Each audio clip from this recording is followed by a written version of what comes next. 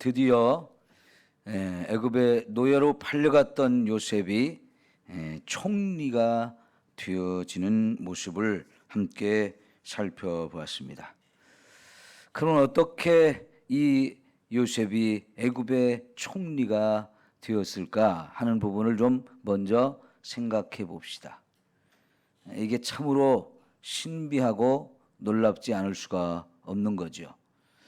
왜냐하면 지금 요셉이라는 사람이 본래 애굽 출신, 애굽 같은 민족 사람이 아니고 이건 완전히 애굽에서 보면 전혀 다른 민족이에요. 그죠?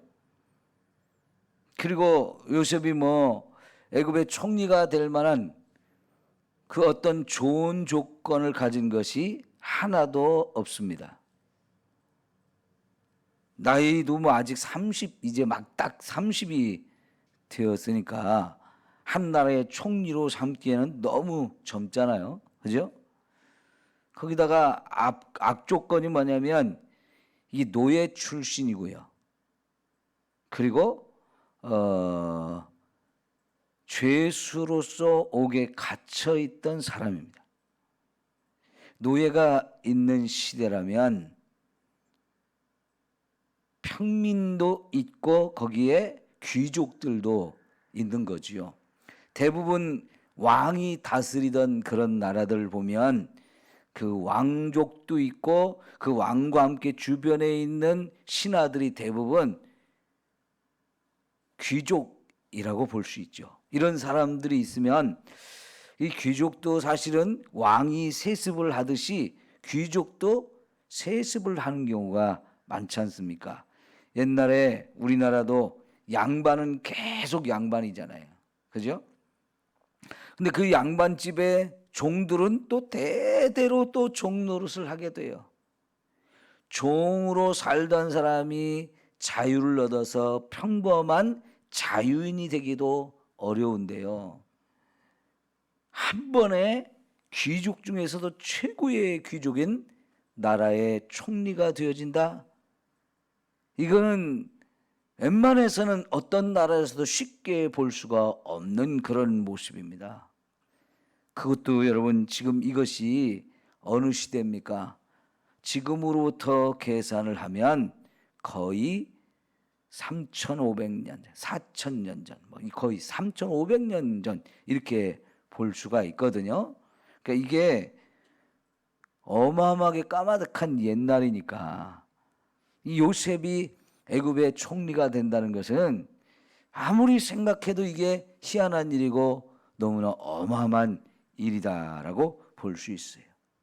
그것도 조금 전까지만 해도 옥에 갇혀 있었던 죄수잖아요.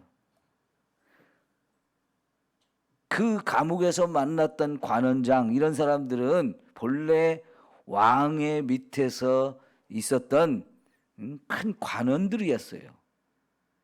그들이 잘못한 것 때문에 옥에 들어왔다가 다시 회복되어지고 한 사람은 죽고 이랬는데 그런 사람들은 옥에 있었다 할지라도 전직이 이런 배경이 있잖아요. 충분히. 그죠? 이런 사람이 다시 복직된다는 것은 있을 수 있지만 요셉이 그 나라에 아는 사람 보디발의 집안 사람밖에는 없지 않습니까?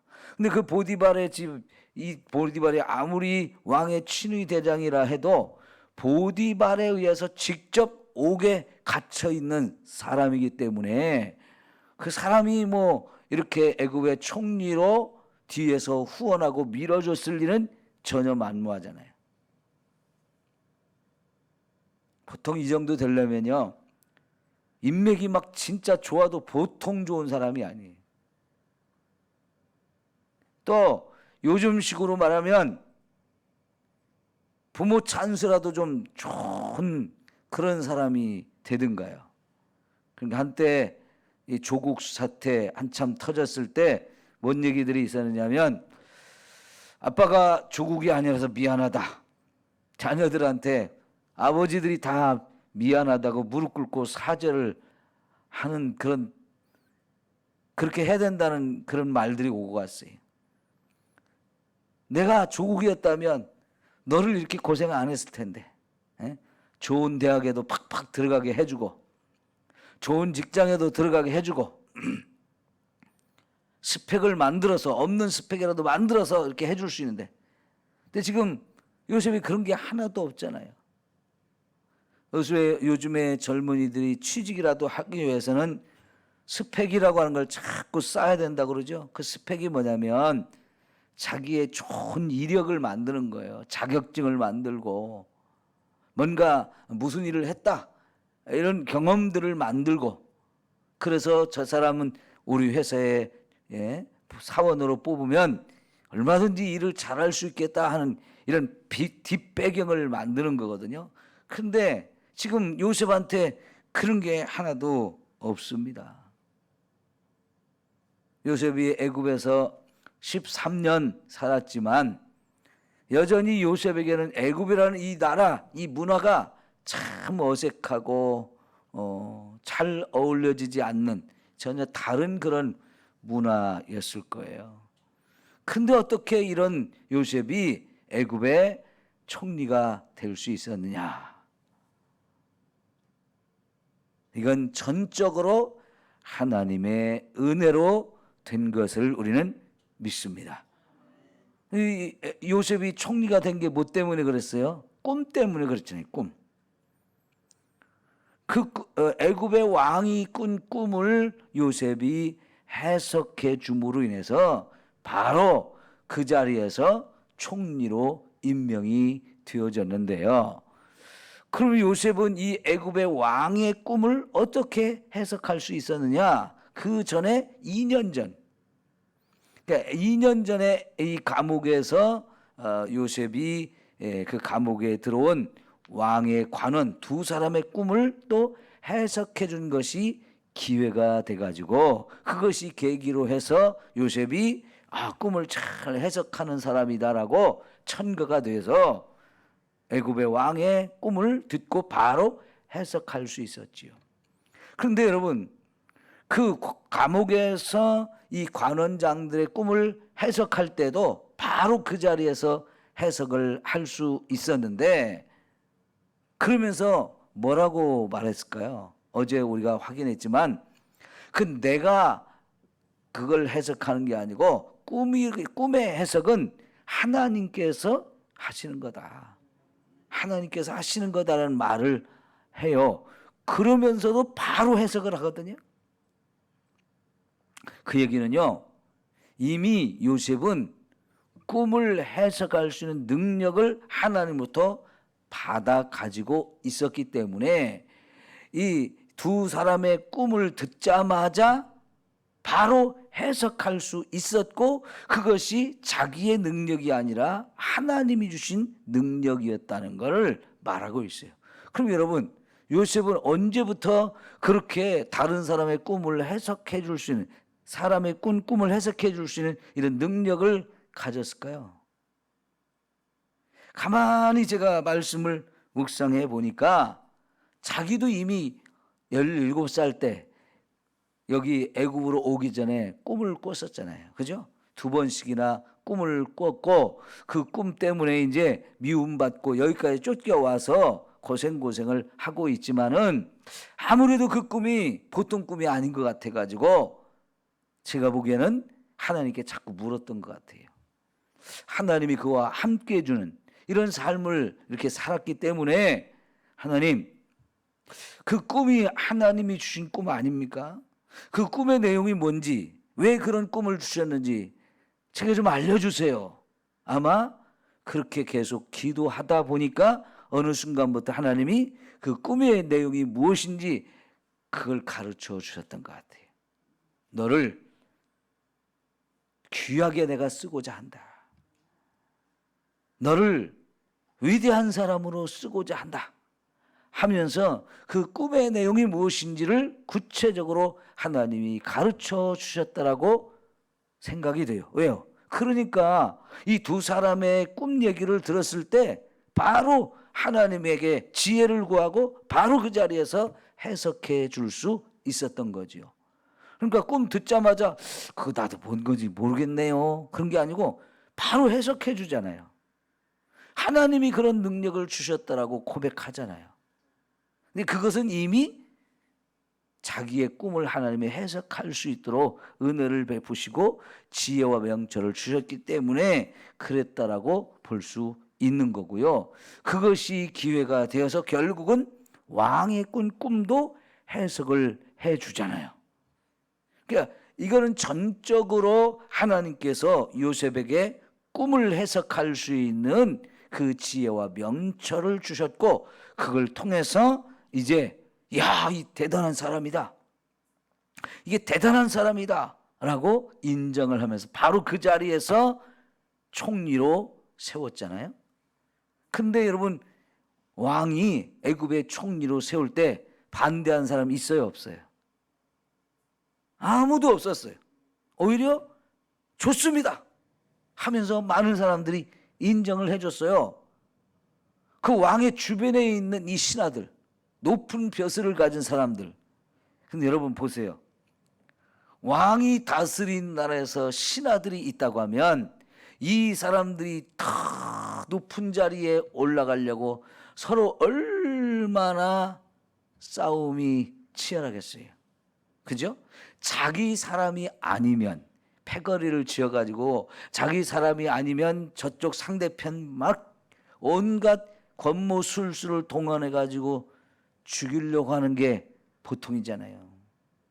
근데 이 생전 처음 보는 놈이 여기 나타났는데요, 그 놈을 지금 왕이 총리로 세운다고 할 때 자기들보다 더 높은 자리잖아요. 자기들도 평생 그 자리 바라보고 지금까지 살아온 사람들이잖아요. 근데 그 사람들이 아무도 반대하지 못하고요, 당연하다고, 이런 사람이 우리가 지금 왕으로 세워져야 된다고 다 인정하잖아요. 왜 그래요? 요셉이 꿈을 해석하기 전에, 또 해석한 후에 두 가지를 말했어요. 하나는 이 왕이 꾼 꿈은 그냥 꾼 꿈이 아니고 하나님께서 앞으로 하실 일을 보여주신 거다. 그 얘기는 뭐예요? 하나님이 온 우주의 창조주이고 주인으로서 이 세상 모든 만물을 다 통치하시는 분, 다스리는 분이라는 것을 가르쳐 주는 거예요. 여러분, 저와 여러분의 인생이 우리가 마음먹은 대로 가요? 아니면 하나님이 계획하신 대로 가요? 예? 다 잘 알잖아요. 내 마음대로 인생이 되는 게 아니라는 거. 전적으로 하나님에 의해서 우리 인생이 펼쳐진다는 거. 그러니까 여러분, 그 하나님이 좋으신 하나님이에요, 나쁘신 하나님이에요? 나를 사랑하시는 분이에요, 미워하시는 분이? 이것만 생각해도요, 저와 여러분의 인생에 대해서 고민할 필요 있어요, 없어요? 염려할 것도 없어요. 지금 저와 여러분의 삶이 좀 힘들고 어려워도, 내 인생은 왜 이렇게 힘들까? 내 인생은 왜 이렇게 앞이 캄캄하지? 조금도 걱정하지 마십시오. 하나님께 맡기십시오. 하나님께서요, 반드시 저와 여러분의 삶을 활짝 열어주시고, 또 하나님이 마음껏 저와 여러분을 써주실 줄 믿습니다. 지금 현재 모습 때문에 하나님을 믿지 못하고 자기 인생에 대해서, 앞으로의 삶에 대해서 막 불안하고 염려하고 걱정하지 말고요, 하나님이 내 인생 다 계획하고 계시다. 그럼 하나님께 맡기고요, 그럼 나는 믿음으로 사는 거예요. 두 번째, 꿈을 다 해석해 준 다음에 하나님이 지금 그렇게 앞으로 이러이러한 일을, 풍년과 흉년이 오도록 하신다면 어떻게 해야 되느냐? 대책까지 다 얘기해 줬어요. 그죠? 그러니까 사람들이 감동을 하는 거예요. 앞으로 되어질 일, 이 꿈을 해석을 통해서 이제 알게 되었는데, 그래, 어마어마한 풍년이 7번 오고, 그런데 그 뒤에 또 어마어마한 흉년이 7번 온다고 하면 왜 이런 걸 미리 가르쳐 주셨느냐? 대비하라는 건데 어떻게 대비해야 될지 그 대비책까지 확실하게 이렇게 제시를 하잖아요. 그럼 요셉은 이런 대비책을 어떻게 얘기할 수 있는 거예요? 그것조차도 하나님이 가르쳐 주시는 거죠. 그러니까 어제 우리가 찾아봤지만 오늘 읽은 말씀의 38절 39절에 보니까 이거는 첫째는 하나님의 신에 감동된 사람이기 때문이다. 두 번째는 그 하나님이 이 요셉에게 지혜와 명철을 주셨기 때문이다. 이걸 딱 인정하잖아요. 왜냐하면 그 전에 요셉을 불러오기 전에 애굽에 지혜롭다는 사람들은 다 불러 모았잖아요. 좀 뭔가 힘께나 쓴다는 사람, 뭐 방귀깨나 좀 낀다는 사람은 다 불러 모아서 해석을 해보라고 하니까 아무도 못했다는 거예요. 여러분, 우리가요 역사책에서 여러분이 배웠지만 이 애굽이라는 나라가 보통 나라가 아니거든요. 나일강 문명이 발전했던 곳이라는 거 여러분 다 알잖아요. 나일강 주변에 있는 이 나라가 그 옛날에 얼마나 문화가 발전했는지를 지금도 수많은 유적들을 통해서 전 세계가 다 인정을 해요. 여러분, 우리나라가요 요새 전 세계에 굉장한 인정을 받고 있는 것 중에 하나가 한글이라고 하는 이 문자를 가지고 있는 거예요. 한글. 근데 지금 전 세계 언어학자들이 가장 또 놀라고 우리 한글의 우수성을 말하는 게 뭐냐면 이걸 누군가 이 글을 만든 사람이 정확하게 있다는 거예요. 한글 누가 만들었어요? 세종대왕이요. 한글을 만든 사람이 분명히 있어요. 근데요, 우리가 알고 있는 영어 누가 만들었는지 몰라요. 중국어도 누가 만들었는지 몰라요. 일본어도 누가 만들었는지 몰라요. 러시아 말도 누가 만들었는지 몰라요. 전 세계를 봤을 때요, 수많은 언어들이 있고 전 세계 수많은 사람들이 쓰는 언어가 있지만 누가 만들었는지 그 언어를 누가 만들었는지 아는 나라, 아는 사람이 하나도 없어요. 근데 한글은 유일하게 누가 만들었는지 알아요. 그런데 그것도 왕이 일반 백성들을 위해서 만들었다는 것에 전 세계 사람들이 놀라요. 이야, 대단한 왕이다. 근데 이미 다른 나라 글을 쓰고 있었는데 우리가 한문을 쓰고 있었잖아요. 한자를 쓰고 있었는데 그거 너무 어려우니까 쉬운 글을 만들었다는 거죠. 그래서요, 다른 어떤 나라 사람들도 와가지고 하루도 다 걸릴 것도 없어요. 1시간만 배우면 읽고 쓸 수 있는 능력이 생긴다는 거예요. 그만큼 배우기 쉬운 문자가 없어요. 네? 여러분, 우리 영어 배워가지고 이렇게 쓰려고 해보세요. 얼마나 어려운지. 전 세계에서 수많은 사람이 쓰는 영어지만 그 영어 얼마나 어려워요. 그런데요, 우리나라 말은 1시간만 배우면 읽고 쓰는 걸 다 가능해요. 물론 그 뜻까지 이해하려면 시간이 많이 걸리지만 어쨌든 배우기가 너무 쉽다는 거예요. 그런데 여러분, 이집트요, 이 애굽이라는 나라 전 세계에서 가장 오래된 문자를 가지고 있는 나라예요. 이 문자를 가장 먼저 가지고 있던 나라, 그걸 통해서 기록도 하고 그걸 통해서 어마어마한 문화가 발전된 나라인데, 그러다 보니까 그 나라에 지혜로운 사람들이 얼마나 많았겠어요. 근데 아무도 이 하나님 주신 꿈을 해석할 수 있는 게 없잖아요. 근데 요셉은 듣자마자 그걸 딱 해석하니까 어때요?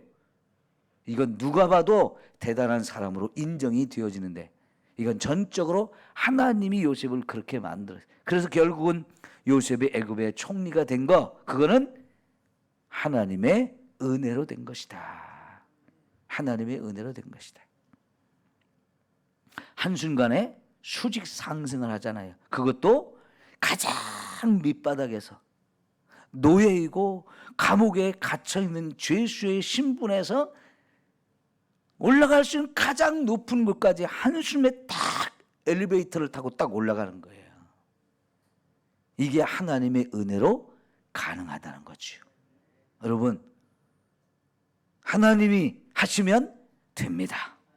하나님이 하시면 돼요. 저와 여러분을 아까도 말씀드린 것처럼 하나님이 우리의 인생을 주관하고 계세요. 그분이 저와 여러분을 위해서 모든 계획을 다 가지고 계세요. 그럼 그 앞에 맡겨놓고 우리가 살면 하나님이 언제든지 저와 여러분의 길을 여시고 저와 여러분을 가장 멋지고 아름답게 써주실 것을 믿습니다. 이걸 믿음에 삽시다. 오늘 이걸 믿자고 이 말씀 우리에게 가르쳐 주는 거예요. 네? 물론 연세 드신 분들은 이미 하나님이 여러분을 그렇게 인도해 오셨다는 것을 돌아보면 다 확인해 볼 수 있을 거예요. 그리고요, 얼마가 우리 앞에 남아있을지 모르지만 그 남은 인생도 하나님께 맡기고 살아야 돼. 아유, 하나님 이제 다 늙었는데요. 할 일 다 했는데요. 아니요. 아직도 꼭 무슨 일을 해서만이 아니고 남아있는 생, 남아있는 삶. 전에도 말씀드렸잖아요. 최고로 멋지고 아름다운 삶을 살자고요. 네?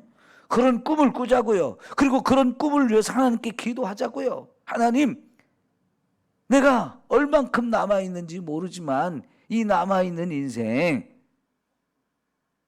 병들지 말고, 치매 걸리지 말고, 아프지 말고, 가난해지지 말고, 자녀들 때문에 근심 걱정하지 말고 하나님 안에서 마음껏 예배드리고 마음껏 기도하고 마음껏 은혜를 누리며 하나님 영광 돌리며 살고 싶습니다. 우리 이런 믿음의 기도를 가지고 살면 하나님이 안 해주실까요? 네? 지금보다도 훨씬 더 멋지게 사셔야 돼요. 네? 훨씬 더 멋지게 사셔야 돼요. 여러분, 이 요셉 죽을 때까지 얼마나 멋지게 살았어요.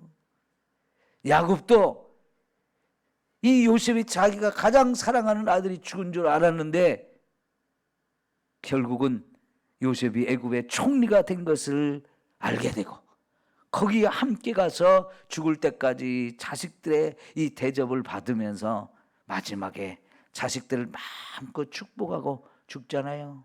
예? 얼마나 멋져요. 여러분, 마지막에 저와 여러분이 해야 될 일 그거예요. 내 자식들에게 마음껏 축복하고 하나님 나라 간다는 거.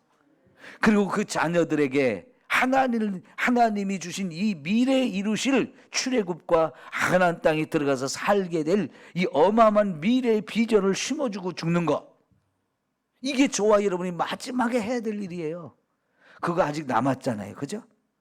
그걸 하기 위해서는 저와 여러분의 인생이 마지막이 아름다울수록 더 그게 힘이 있고 능력이 있어요. 영향력이 커요. 그죠? 자, 우리 젊은 우리 신미, 윤미, 지금의 내 형편과 처지 상황 이걸 보고 낙심하거나 힘들어하지 마시고요. 하나님이 내 인생 다 준비하고 계시다. 하나님이 반드시 책임져 준다. 이런 믿음을 가지고 삽시다. 하나님이 놀랍게 우리 앞길을 여시고 축복하실 줄 믿습니다. 기도합니다.